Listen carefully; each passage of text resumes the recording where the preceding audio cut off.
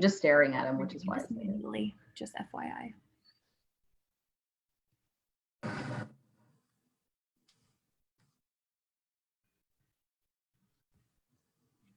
Sarah, are we live?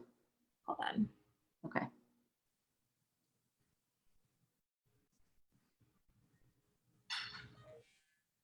Yes, we are live. I'm great.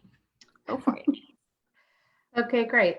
Thank you everyone for joining us today on the WPLN Women to Watch Intern Edition. We're so excited by our group of interns this summer and just so impressed by their work and so grateful that they chose to be part of the WPLN team and help us do all the great programming and the great things that we do for women across the country. And so just so that everyone knows, my name is Larissa Martinez. I'm the co-founder and executive director of Women's Public Leadership Network, WPLN.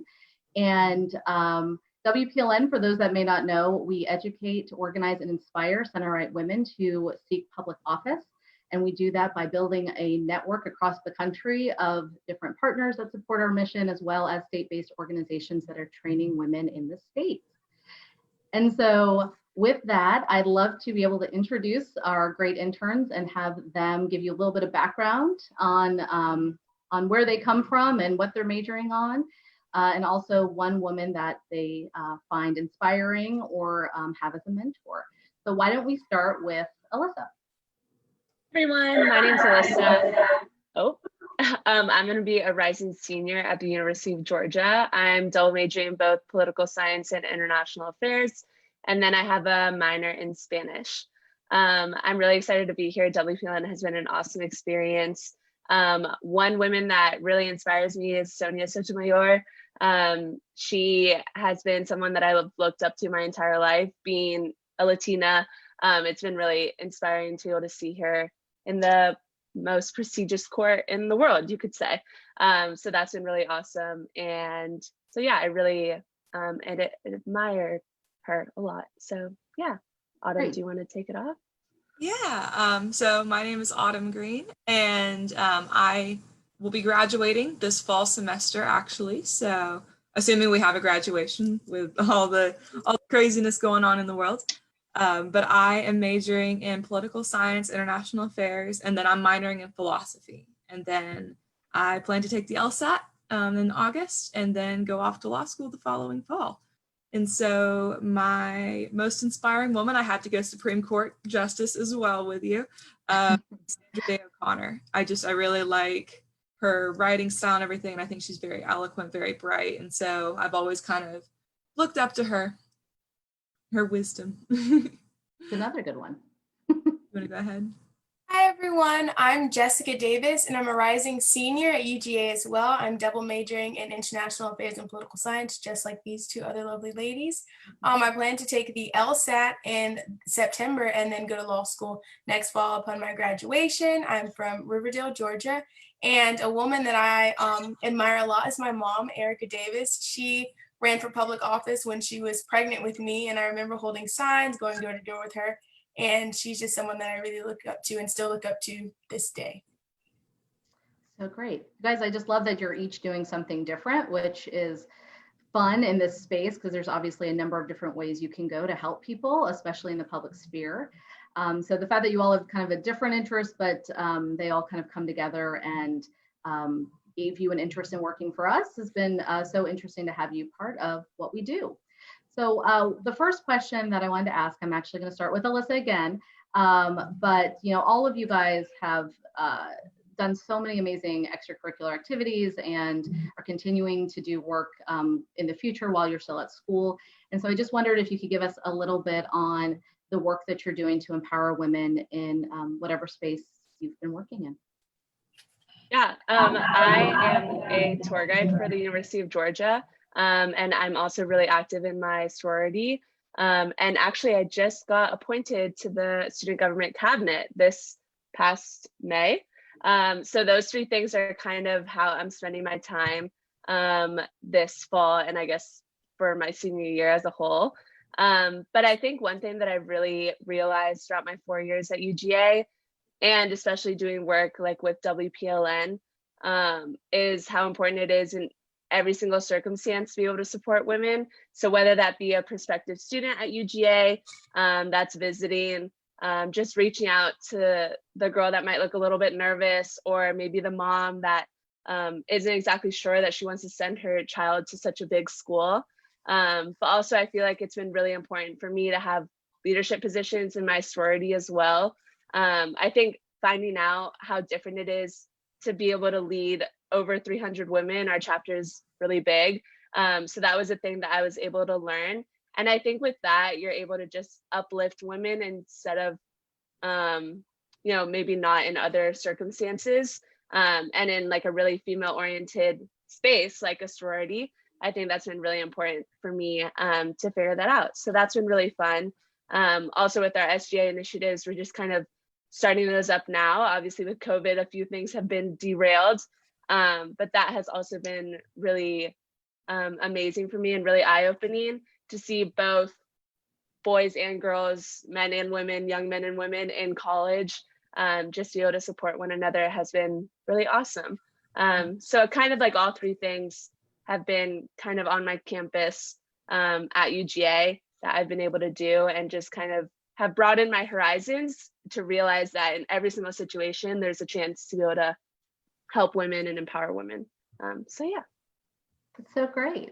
It's a lot of stuff along with, and then also school, and I hope a little bit of fun thrown in. So awesome. Well, good. Jessica, do you want to go next? Sure. So at UGA, I am a member of the Art Society, and this coming year, I'll be serving as the chair of the training committee. So with that, being able to mentor other young ladies who want to serve in leadership positions within Art Society or serve within leadership positions at UGA, it's really inspiring to me to learn from them and then teach them some of the things that I've learned. Outside of UGA, I've served on the Partnership Against Domestic Violence's Teen Advisory Council. So with that, I get to mentor teenage girls, because 1 in 3 teenagers are going to either experience some form of domestic violence or know someone who has. So being able to talk with them about the power that they have inside of themselves to speak up and speak out against that has been really, really transformative to my life and how I treat other people, and how I kind of navigate my own intimate partner relationships, and how I navigate friendships and things like that. In addition to that, at UGA, I serve as an advisor advocate for university judiciary. And so in that role, I get to talk to students who are going through our conduct process. And oftentimes I find that it's really difficult on women who are going through the process, because they're looking at a panel of people who may be men, and it can kind of be intimidating. So getting to work with them and talk to them about the process and how it works and get them comfortable with that has been really, really great. And being able to work at WPLN this summer has just been so great, and getting to speak with different kinds of women who all have different leadership positions has just been super inspiring, and I've really enjoyed this summer. Well, good. Glad to hear it. You still have a couple weeks though, so let's hope that stays. Your experience stays a good one. Autumn? Yeah, so I don't know if you guys have picked up on this, but there is this virus going around, so it's kind of kept us in our houses. So I haven't been as capable or whatever as normal to like have discussions with women. That's an important thing for me, is having these discussions of like, what can we do, and finding that mentorship. I have done the UGA mentor program, where I've been mentored by women, and then kind of some of the skills that they give me, I've been able to kind of carry forward and encourage and empower kind of my classmates and everything. And then I do a lot of research on how gender influences the courtroom, especially from like a judicial, like a justice point of view and everything. Like women get interrupted in a courtroom and everything. So how like gender like changes those things. And so kind of using that to come up with stuff that has implications for the future. And so that hopefully that won't happen anymore, So I've kind of done that, and I've stayed informed. I try to read articles and things that are written by women, because I don't think women's perspective gets heard enough, especially in the political sphere. So to kind of like uplift and share that information as well. Mm-hmm. Mm-hmm. Yeah, I think seeing using that lens to kind of look at all things that are happening is especially interesting this time in everyone's lives. So yeah, I think what you're doing is very important to keep engaged and seeing different perspectives. And so since I'm talking to you at the moment, I wanted to see, so I know all of you guys are getting kind of experience in each of our various departments, so to speak, in terms of comms, programs, grants, development. So I'm just curious, through your internship with us, is there any skills that you've picked up that you think you're going to be able to use in your future work? Oh, definitely. So that's been, especially the grant making and grant seeking. I didn't realize all of the information that went into that and all the different steps you have to take and everything. And it's also taught me, the specifics of what makes, a good nonprofit and everything. And so, which is you guys. So just being, It's an evolving process. It's an evolving process, Autumn. Yes. But being able to kind of champion other nonprofits and everything in the future, I'll be able to recognize like this is what they're doing right and everything. Because especially right now, we have a lot of these nonprofits and you're not sure kind of. And I feel like I've been given those tools to kind of evaluate whether this is something that I really champion and they're really doing what they're setting out to do, and how many there are, and so I'll be able to take that evaluation skill further with me in life and be able to work with other nonprofits. And then being able to do research and use certain tools, both for like looking at, political candidates and everything, and kind of like doing all the research that goes behind all of that. It's really cool to see it, to get the impact, like to be able to get the impact right away and see what your work is doing. It's very gratifying. And so being able to do that and then kind of see that that work is paying off and everything is something that I'll take with me, And then of course, marketing and graphics, being able to do all that. I didn't know really how to use Canva at all. I didn't really know how to use, all of the stuff that I still don't. So you have more skills than I do, Autumn. That's the point. Yeah. It's a bit of a learning curve for me because I'm not super artsy, but being able to do that, that's so vitally important. So I'm going to definitely be taking that with me. No, that's great. So Alyssa, let's jump to you. Yeah, I think the biggest thing for me is I've always had kind of this passion for technology and kind of had to mix that with political science, international affairs. Obviously, I don't even have minor or any classes sort of under my belt as far as technology goes, but I feel like I've always been kind of tech savvy. So I think that's been a really big learning experience for me in WPLN, is how much, for example, even a small thing as like Google Sheets is used really well. And so even having that experience with a little tiny software and how much of an impact that makes to an organization as a whole has been really awesome for me to see that my skills, as little as they may be, or maybe not as education founded in the technology world, how important it is to be able to use those. Also, as far as like graphic design goes, I've always had a passion for being creative, but I'm not really good at drawing. So I'm kind of good at, I just kind of have a knack to see how things look on a screen. And so I think that's been a really big thing for me.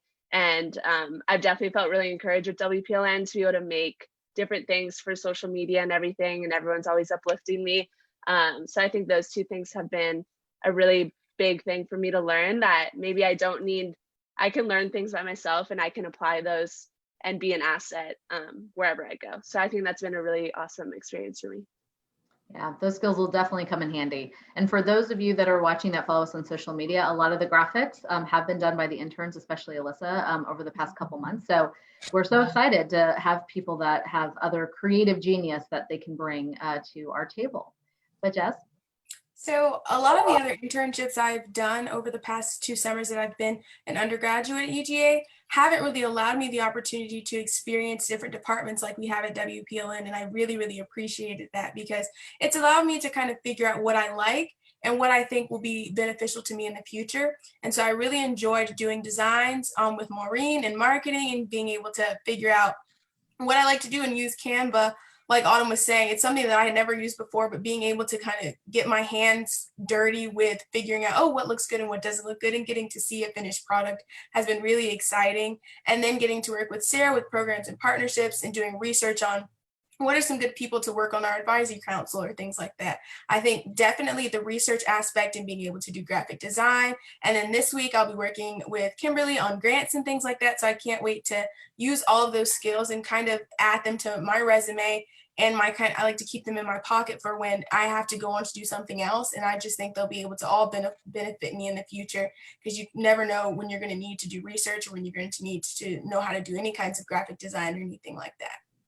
Yeah, no, that's great. One thing I noticed none of you all mentioned is the blog writing. So that's another thing that for those of you at home, they're being a little bit modest.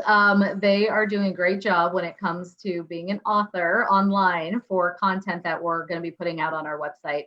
So that's another piece that hopefully you guys may not have learned, but can use in your portfolio going forward. But I'm glad to see that you think that you've learned some skills that may go forward.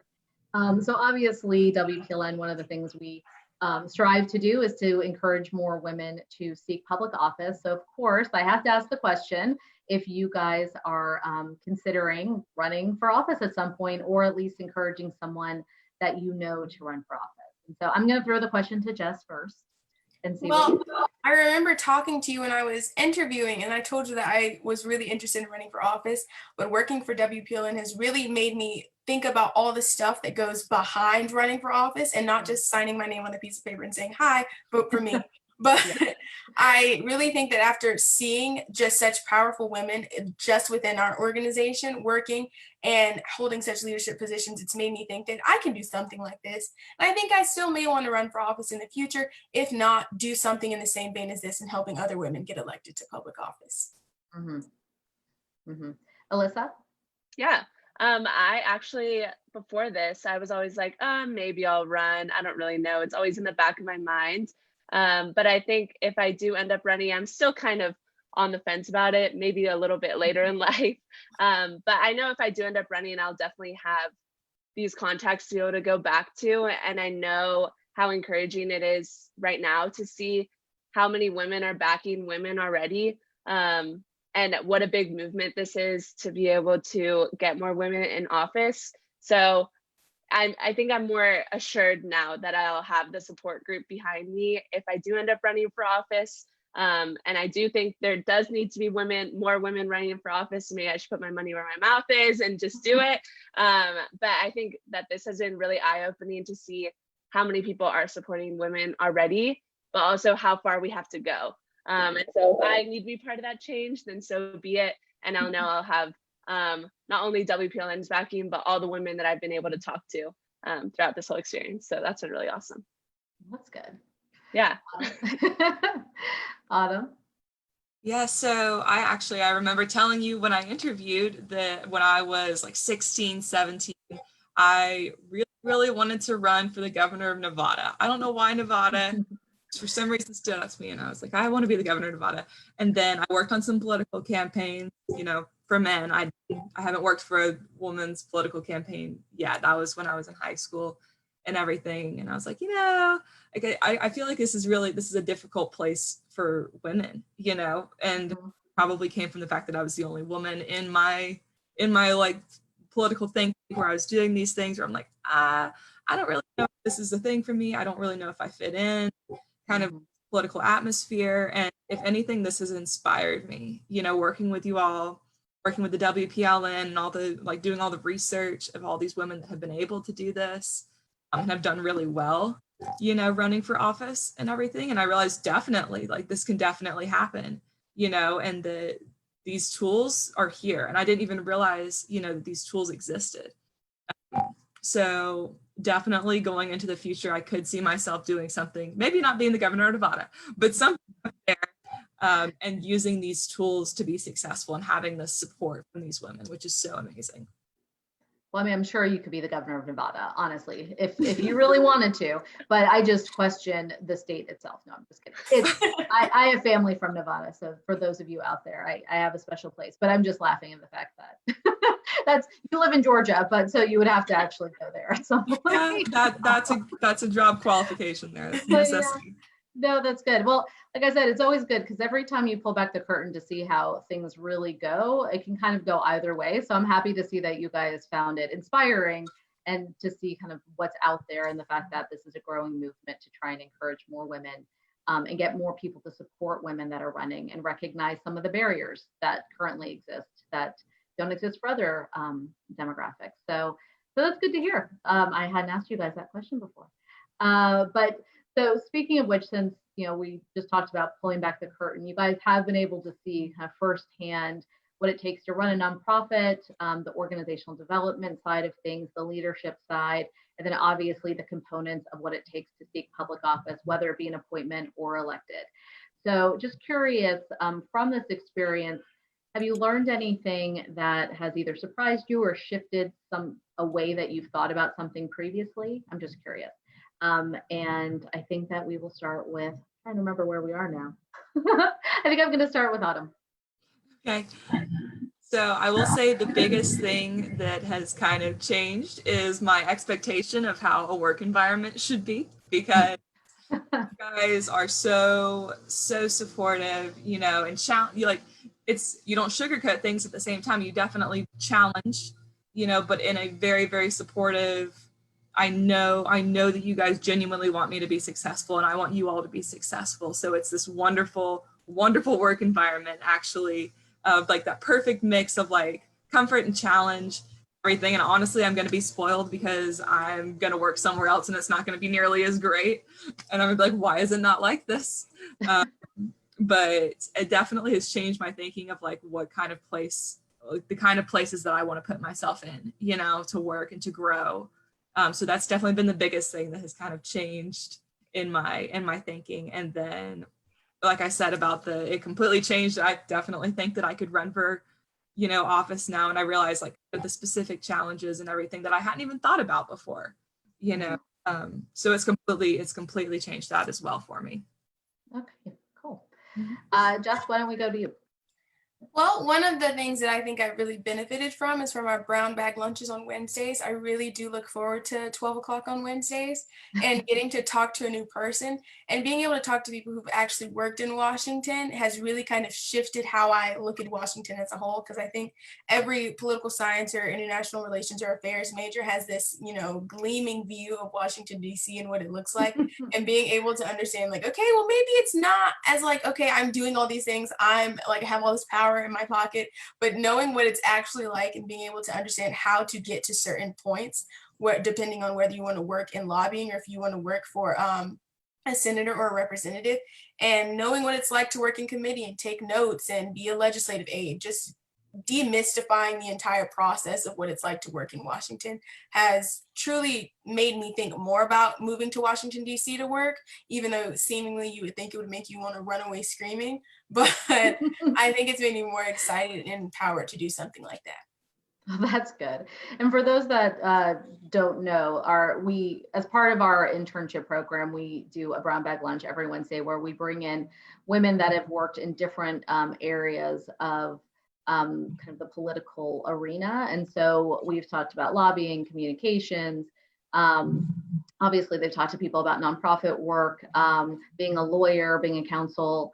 I'm trying to think, kind of all different topics. And so anyway, that's good to hear that you enjoy that. I mean, obviously we enjoyed it. It's very informal and it hopefully also builds your network there because in order to be successful, it's good to have your eyes wide open, managing expectations, right? So that's good. All right, Alyssa. Yeah, I think I have always kind of prized myself in being bipartisan and being a supporter of both sides. And I think that this internship has really taught me how important that is to be able to have that center mindset, because WPLN definitely has that center mindset. And every single conversation that we have, just trying to respect all women and uplifting all women. And I think I've really seen that as well in our brown bag lunches, like Jessica was saying, because we've been able to see women in all different facets of every single field in DC. And I think that's been really, really uplifting to be able to see that women are supporting each other no matter what. And so I think that's been an awesome experience for me to be able to see and how to actually, like I said before, kind of put my money where my mouth is, because now I've actually seen it in practice. And so I think that's been a really big thing for me to kind of learn how to be that ally no matter what. So that's been really awesome for me. Great. I'm going to pause for just a second and remind those watching that we have about a couple more questions to go, but then we'll take some questions from you, the viewers. And so if you have any, please put them in the chat and we'll make sure that we put them in the queue. So the next question that I have is just out of curiosity, was there any like one thing that you found really surprising or that really was something you had not thought about before that you learned either from us or from the people that you've talked to or even the brown bag lunch? And Alyssa, I'll start with you. Yeah, that's a great question. Let me think for a second. I think the biggest thing that I learned, or one of the things in the brown bag lunches that I was able to learn is how important it is for women to support each other, because I feel like in my viewpoint, I've always been like, oh, well, it's occasionally maybe the male counterparts or the male bosses that are the ones that always are maybe limiting a female to be able to be as successful. But at times it can also be other women that feel threatened by other really successful women. And so I think that was a big eye opener for me, because I feel like I blindly go in and I'm like, oh, well, all women will want to support me, which is half the time or more than half the time the case. But I think that was a really big thing for me to learn, that men need to support this movement for women to be able to get where they need to go. And there are a lot of men that are on board. And so I think that was a big thing for me to learn, was maybe not men are the villain all the times. And so I think that was a really awesome thing for me to learn. Not to keep my guard up, but to maybe put it down a little bit more, because I feel like a lot of times in some settings, I'm like, oh, well, he probably doesn't want me to succeed. But there are a lot of men that do want women to succeed and do want and see that necessity in all of our political arenas. And so I think that was a great thing that I was able to learn from one of our brown bag lunch speakers. So yeah, that was really awesome. Good. Autumn? Yeah, so I'm still thinking. There's so many things that I can't really narrow it down to one thing. So I guess kind of something that I found was surprising was like the entire grant making process and everything is very much like applying for scholarships as a student and everything, like completely on roids, it's the same thing, but so much bigger, and you really have to think about what you're about, and all like the specific details of stuff like that I hadn't really considered, like, oh, you really have to think about those things, and be able to put them into words, which kind of, I don't know, something that I hadn't thought about, hadn't really crossed my mind before to think about. So that kind of surprised me. No, yeah, it's quite a process. But yeah. Jess, what have you learned? I'm gonna go back to our brown bag lunches like Alyssa. I think I learned the most important thing I want to say I learned was to take initiative, but don't be afraid to, start at the lower position and work your way up, because you'll be better for it, because that experience is necessary to get where you want to go. And I think our last brown bag lunch, she talked a lot about, accepting where you are, because everyone's done that role, and being able to do that role will help you get other positions. But when necessary, take initiative and volunteer to go wherever your boss or your supervisor will want you to go. Like say, okay, I'll fly to this place, or I will do this and take notes for you in this committee meeting. And I think that's one of the most important things I learned. Yeah. I feel like that's kind of a good rule of thumb for just life in general, but yes, definitely coming out of school. And speaking of which, I know all of you, when we interviewed you and you started the internship, had very kind of specific goals that you were looking to achieve coming out. And although I think talking to all of you, the goals have probably stayed a little bit the same, but I'm just curious, has anything shifted in how you're thinking about next steps from things that you've either learned again from this internship? And I think I'll start with Jess. Do we notice a theme, by the way, where I end with one and start yes. with another? That's how, I'm sorry. That's how I'm keeping track. There's 3 of you. Okay, so go ahead. I will say that I think my initial goal was to learn as much as possible from one department. Like I think I was really focused on doing programs and partnerships, but now that I've gotten to kind of rotate and do different things, my goal has now become to take all the knowledge and all the experience I can from everyone that I get to work with and take all that experience forward and make sure that whatever I've learned here, that I keep that and that I never forget what it was like to work in an environment with all women who all support each other. That way, when I'm in an environment that's different, it won't necessarily shock me as much, and I'll be able to look back on this time fondly and remember all of the women who are supportive of each other when that may not be the reality at the next place I work at. That's fair. Again, glad you're having it. 2 more weeks though, so we'll try and maintain this positivity. No, I'm just kidding. Okay, let's go with Autumn. So my goals are still like long run or whatever, still kind of along the same path, but I really like this has made me think that I really want to work with some nonprofits in the future, and that may come in handy. When I'm working on my law stuff, I can be kind of like what Rebecca does for us or whatever, and kind of help nonprofits make sure that everything's aligned, because it is very important. So I definitely want to incorporate some of the stuff that I've learned from her and working with you all and everything. I want to incorporate that into my law practice. Mm-hmm. Well, that's good to know. And yes, being a counsel there's a lot of responsibility, and we lean on Rebecca Marino, for those watching, a lot, and she's fantastic. So I'm glad that you're thinking kind of along those lines. It's definitely an area that's needed. Alyssa? Yeah, I think my goal right now is to go to my master's degree in international development. That was kind of my goal before. Still pretty set on that. So I'm trying to get one with a gender emphasis. And so I think my biggest shift that I've learned from WPLN is how the United States has a big threshold with supporting women, but how far we still need to go.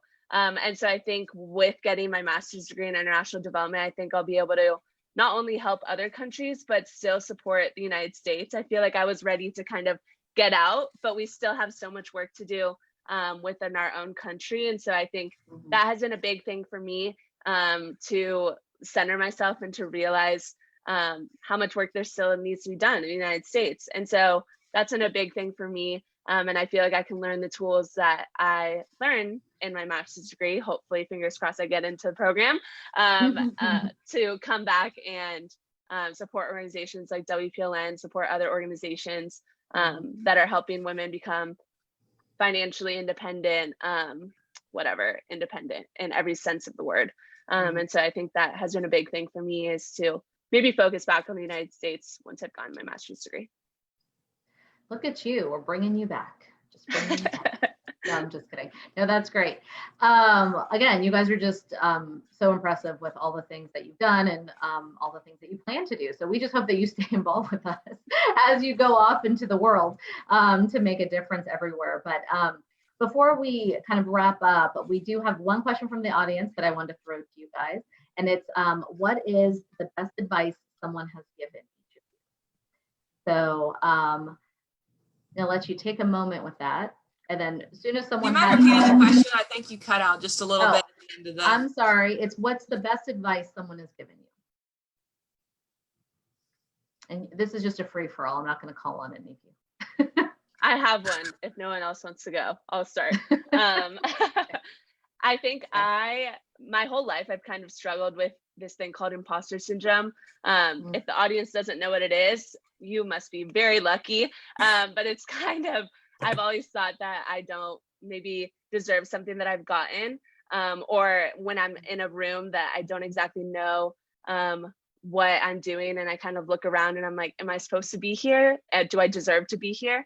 And I think one of the biggest pieces of advice that I've been able to get, both from Larissa and one of our brown bag lunches, was that everyone feels that way, but you fake it till you make it. And once you've made it, you realize how important that experience was for you. And I think a big thing that I didn't really realize was how much people fake it till they make it, and how much it is important to be able to have that self-awareness that you are privileged to be in that room, but you deserve to be in that room. Obviously, someone put you in that room for a reason, or maybe you worked your way up for a reason. And I think that's been a really big thing that a lot of, especially young girls and women all over, and men probably, deal with on a day-to-day basis, that especially as young women, we might not feel like we deserve to be in the room where we are. But fake it till you make it. I don't know if that should be my tagline, Alyssa, but no, I'm just kidding. Hopefully I've given you other pieces of advice too, but no, it's just about, again, managing expectations, right? I think sometimes we like to think that we have to be the best and know everything in order to be there. And I think the fake it till you make it is just that you'll learn as you go, and just have confidence that you have the ability to learn and ability to show people why you're there. And so there's no reason to be nervous about it. Larissa worded it better than I did. No, it's okay. I just wanted to make sure that we're all very clear that it's not like a matter of just going in and, totally faking everything. Just don't be nervous about it, about not knowing, especially as a woman. Exactly. Yeah. Autumn and Jess, do you guys have something? Yeah, and this is kind of from you, but I'm going to paraphrase it because I don't remember kind of what you said verbatim, Larissa.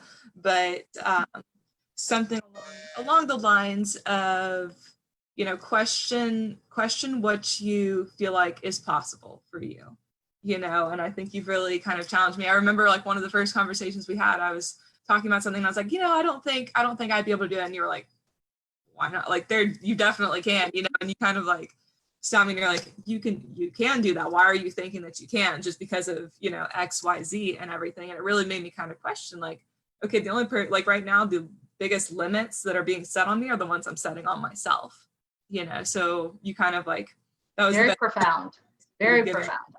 Yeah. Yeah. Well, good. Again, who knew that you guys actually listened to me? This is a shocking revelation here, because I don't actually see you guys that much. Yes.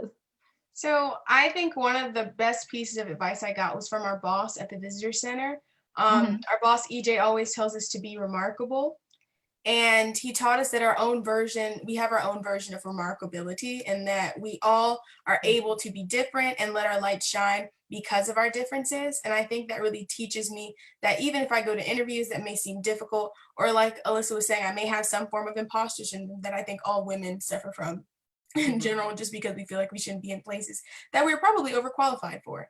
I think that being remarkable reminds me that I am worthy of attention and I'm worthy of people to listen to me. And I have something to say, and that my story is unique, and that story will take me farther than I may think and can imagine myself. But just to be remarkable and stay remarkable.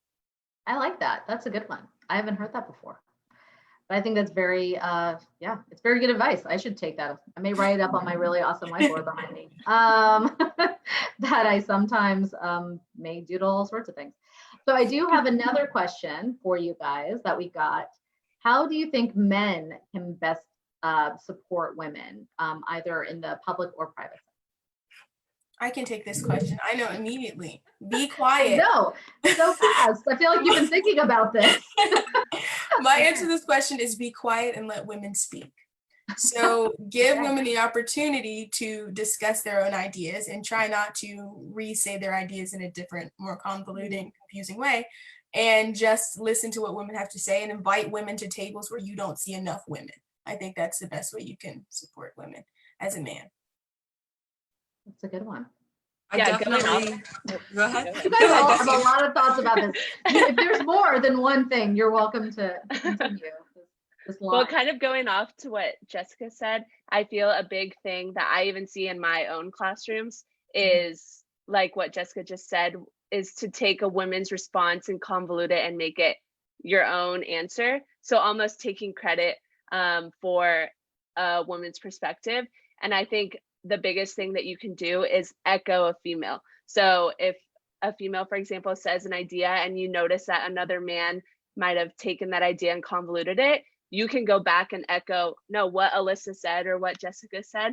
I think that's been a really big thing that I've noticed, specifically subconsciously probably, in my head when women or when other men echo women's ideas. So always put the credit where the credit's due, because I think a lot of times it might be subconscious for men to do this, but I think that's been a biggest thing for me to learn. Right. And then I guess my advice would be don't essentialize women. I've had to have this conversation with a couple of people, over the past couple months where they'll say, well, girls or women or they like this or they think this or they're gonna, it's like they want to put you in a box, and like, so I'm a woman and I have, these opinions or these experiences and everything, but that doesn't account for all of the experiences of all women, and so you have like this different kind of there's an intersectionality approach and there are all kinds of different approaches. We have shared experiences as women, but we also have our own experiences. Kind of what a woman is very different, for every woman there is, it's not, so you can't think that, just because I know this one person who's a girl or woman who thinks this thing, then all women think that, or all women are going to behave this way or anything. You almost get to the point where you're stereotyping them. And oftentimes it's usually kind of invalidating because women are often taken to be over emotional or, different things that make them, especially in our area, less like politically able, like, oh, they're led by their emotions or, different things. So that's placing women into a box when there's so much else that they're capable of, and it varies. So. Yeah. So I hope all of the UGA students are listening to this, including all the other and any other man that's watching this. No, I'm just kidding. But I now kind of want to sit in one of your classes and see what they're doing. But no, I think all of those are very valid, especially the box piece, because as I mentioned before, we work we say center right women, but obviously anyone is welcome to come. We're a nonpartisan organization, but as you all know, it's because women can fall into many different areas, right? And everyone has kind of a different view of what their principles are and what they and how they make decisions. And putting people in boxes, no matter what, is never a good way to go. So anyway, I think that those are all valid. And of course, I have to say that, one way that I think that men can also be helpful is by kind of putting their money where their mouth is, right? So whether it be donating to WPLN and what we do, but also when you see a female candidate or when you see an appointment position come open, to think about amazing women in your network that deserve the opportunity to have their name be put forward or be supported for the position, because that's one of the biggest hurdles and barriers is that, especially to holding public leadership positions, is being aware of the position when it comes open, because typically it gets done through the networks of those that currently hold the positions. And then also when a woman does put herself forward to run for something, making sure that you are there to support and realize that they need the support from the beginning to keep going. So anyway, that's kind of the plug there. And obviously we of course love any support to WPLN. But no, we're just so happy. But like I said, I'm just so thrilled that we are, like I said, that you guys chose to work with us this summer, because I really am just so impressed with the work that you've all done, the work that I know you're going to do and continue doing in your lives. So like I said, I just hope that you stay engaged with us in whatever way works for you, because we'll definitely be following you. And speaking of following, my request to those out there as we're wrapping up is to please visit our website and sign up for our newsletter, follow us on social media so you can get updates on all the great things that we're doing, including, so excited to announce this, that these three lovely ladies have actually designed merchandise for WPLN that is now available for purchase on our website. Each one is very different, but they're all very, I'm going to say kick-ass. I can say that on Facebook, but they are. They're awesome, and I'm just, again, they're just incredible in terms of the thought put into it, the creativity, the graphics, just everything. And so we're so thrilled that we're able to highlight you guys, the work that you've done for us, and then to be able to put that into actual merchandise that people can buy. So anyway, go visit our website, stay up to date with us, follow all of these women on their social media channels, because of course they're way more savvy than I am. So just make sure that you're staying engaged with them, following their leadership journeys, and stay engaged with WPLN. But thank you so much for tuning in, and thank you guys for joining us. And yeah, have a great day.